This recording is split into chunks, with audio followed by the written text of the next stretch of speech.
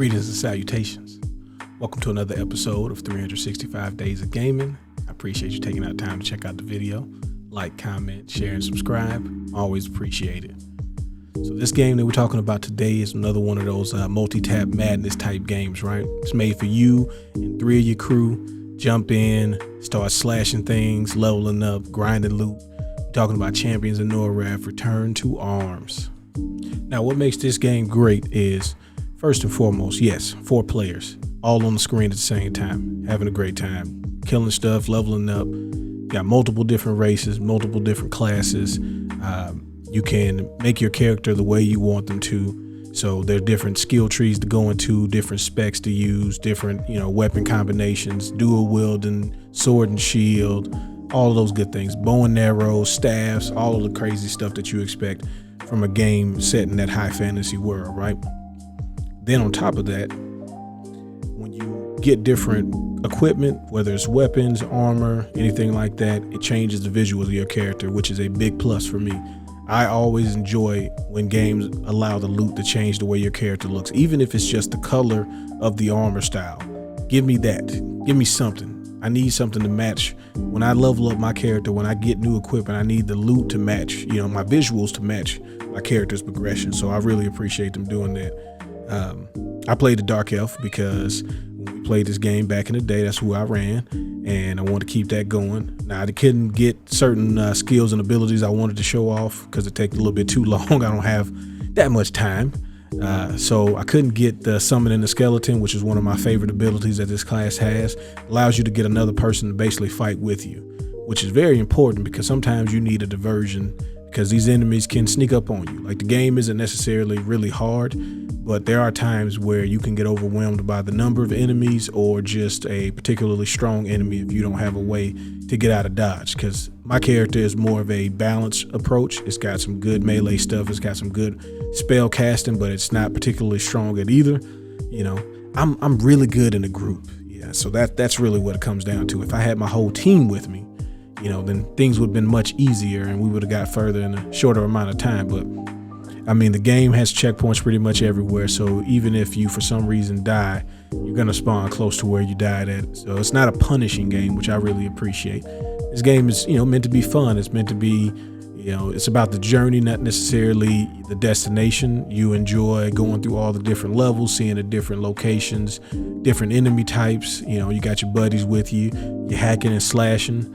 This is definitely, we definitely spent a lot of Saturdays playing this game. So much so that one time the game was left at my house and I was supposed to wait until, our next meeting, which would have been that next Saturday, but I don't wait. So I decided to play a little bit more, and a little bit more turned into a lot more, turned into the end of the game. So I was facing a dilemma because I was going to have to explain why my character was so much higher than everyone else's. I think we stopped at like level 28. And by the time, I realized what I was doing, I was at like level 47. So, about a 20 level difference. And I had a choice to make.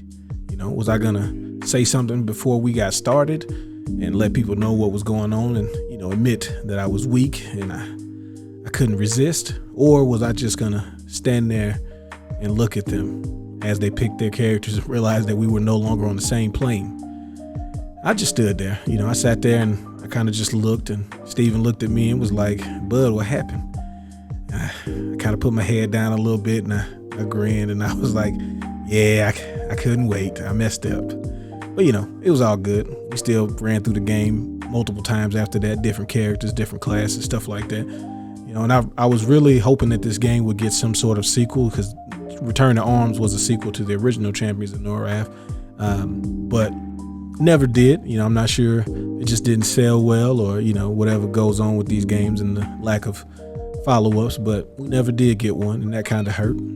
I was hoping that Dark Alliance game that came out would scratch that itch, but it did not. I think they focused a little bit too much on trying to give cool combos and just let me hack and slash and loot. That's all we want. Sometimes the more simpler version of a game is what we really want and not what you think we want. But this game is really cool for multiple reasons. when you start to get different equipment, they have like magic attributes on them and things like that. So you may end up getting like an ice sword or an electric axe, and then you'll be able to start enchanting things yourself. And you know, there's so much depth to just the items alone, not to mention the skills and the character classes and things like that. Each of the characters usually have one, if not two, if not three, like branching paths you can do, and you can mix and match. You don't necessarily have to go down one path. You can jump back through another one and get a little bit from this side and a little bit from that side. So if you make your character and we made the same class, we're probably still going to have different characters, which I always think is cool. So I may specialize in casting spells with my dark elf, and you may specialize in melee combat and, you know, being more tankier, or vice versa. You know, my friend Ronnie always played the ranger, so he was always focusing on the bow and arrow stuff.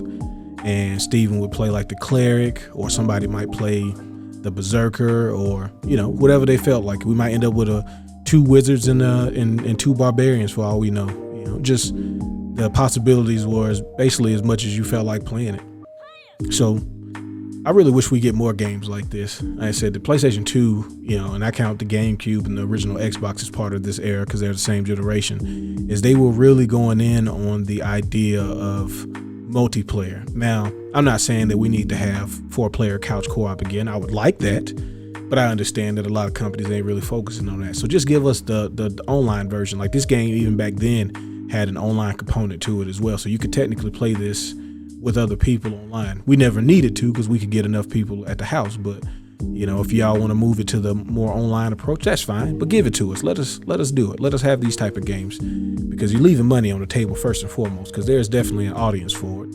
And then, you know, secondly, I want it, so give it. There's a lot of like mid-boss characters, and usually they drop a lot of decent loot. So whenever you see an enemy have an actual life bar and a name, you know you're in for a decent fight. Sometimes you bite off more than you can chew, and you gotta run back and reassess. So if you see me get cooked in any of the footage, you know what happened. I was a little too brazen for my own good, and I had to face the consequences.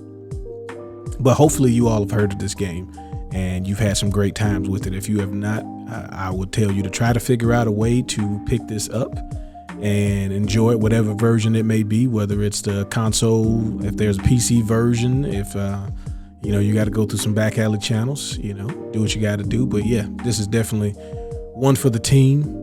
You all can jump in, and the other thing is you can drop in and drop out, so it's not like you have to have everybody every time. If you decide that you want to pull a Darius and run through the game by yourself, just play by yourself afterwards. But I like to hear your stories, and as always, appreciate you taking out time to check out the video. Enjoy it, have fun, be safe,